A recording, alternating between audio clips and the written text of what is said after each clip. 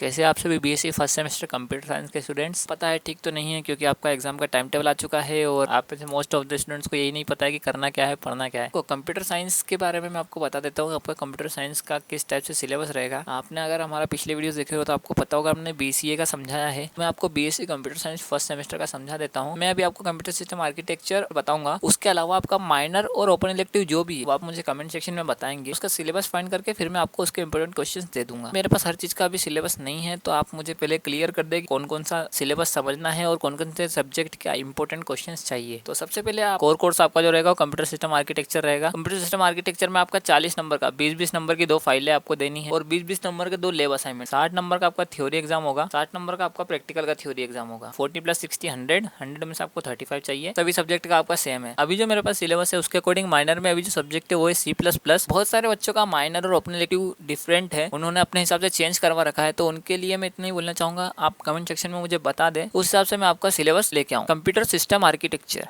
Computer system architecture का syllabus जो हमारा बीसीए फर्स्ट सेमेस्टर का सिलेबस है उससे बिल्कुल मिलता जुलता सिलेबस है। ये वीडियो तो मैं इसलिए बना रहा हूँ बीएससी फर्स्ट सेमेस्टर के बच्चे देखे, बाकी सिलेबस में दोनों में कुछ भी फर्क नहीं है। आपकी जो पहली यूनिट रहेगी उसमें से आपको पढ़ना है data types, floating point representation आपको पढ़ना है यहाँ से। उसके बाद आपको पढ़ना है कंप्यूटर रजिस्टर्स, कंप्यूटर इंस्ट्रक्शन के बाद आपको पढ़ना है memory reference, complete computer description and design of basic computer. इसका एक शॉर्ट या वेरी शॉर्ट में आपको क्वेश्चन हमेशा मिलेगा। लॉजिक गेट्स इंपॉर्टेंट टॉपिक इसलिए आपको पूरा पढ़ना है। ये यूनिट 1 में बस इतना ही इंपॉर्टेंट है। यूनिट 2 में एडर पढ़ना है आपको, सबट्रैक्टर पे नजर मारना, मल्टीप्लेक्सर पढ़ना है आपको, डीमल्टीप्लेक्सर पे नजर डालना। उसके बाद आपको पढ़ना है फ्लिप फ्लॉप रजिस्टर काउंटर, ये तीनों पढ़ना है। इतने सर्किट आपको पढ़ना है यहाँ पर। उसके बाद आपको पढ़ना है मशीन लैंग्वेज, असेंबली लैंग्वेज, बस एंड मेमोरी ट्रांसफर। ये हो गई आपकी सेकंड यूनिट। इसके बाद हम चलते हैं थर्ड यूनिट में। कंट्रोल यूनिट आपको पढ़नी है। उसके बाद पढ़नी है स्टैक ऑर्गेनाइजेशन। उसके बाद पढ़ना है आपको data transfer and manipulation, important topic है। Concept of RISC, CISC, advantage and disadvantage, important topic नहीं है पर आपके चांस रहेंगे। पाइपलाइनिंग तो देखो कंसेप्ट पढ़ना है आपको, पाइपलाइनिंग का क्या होता है और थोड़ा सा आगे और पढ़ लेना। पैरेललिज्म आपको पढ़ना है, आपको इसका मीनिंग पढ़ना है, टाइप्स पढ़ना है और एप्लीकेशंस पढ़ना है। Meanings, types, applications. Instruction level parallelism और पैरेलल प्रोसेसिंग पर आपको नजर मारनी है। ये हमारी हो गई 3 यूनिट कंप्लीट। उसके बाद 4th यूनिट में चलते हैं पेरिफेरल डिवाइसेस और आईओ इंटरफेस। ये बहुत ही छोटा टॉपिक है और बहुत ही आसान टॉपिक है। पेरिफेरल मतलब होता है जो भी कंप्यूटर के डिवाइसेस है उनका नाम और उनकी डिस्क्रिप्शन। आईओ इंटरफेस मतलब इनपुट आउटपुट जितने भी पोर्ट होते हैं वो। खत्म ये टॉपिक, इसमें कुछ भी नहीं है इससे ज्यादा। डीएमए ट्रांसफर आपको पढ़ना है और आपको पढ़ना है आईओ प्रोसेसर। ये आएगा नहीं आईओ प्रोसेसर, लेकिन नजर डाल लेना एक बार। मेमोरी हायरार्की तो बहुत इंपॉर्टेंट है, आपको पूरी आनी चाहिए, लेकिन अगर आप इंपॉर्टेंट एग्जाम के हिसाब से इंपॉर्टेंट देख रहे हो तो आपको मेन मेमोरी पढ़नी है। कैश मेमोरी 100% कंफर्म क्वेश्चन है, वर्चुअल मेमोरी का 90% कंफर्म क्वेश्चन है और मेमोरी मैनेजमेंट पे नजर मार लेना। 5th यूनिट देखो, 5th यूनिट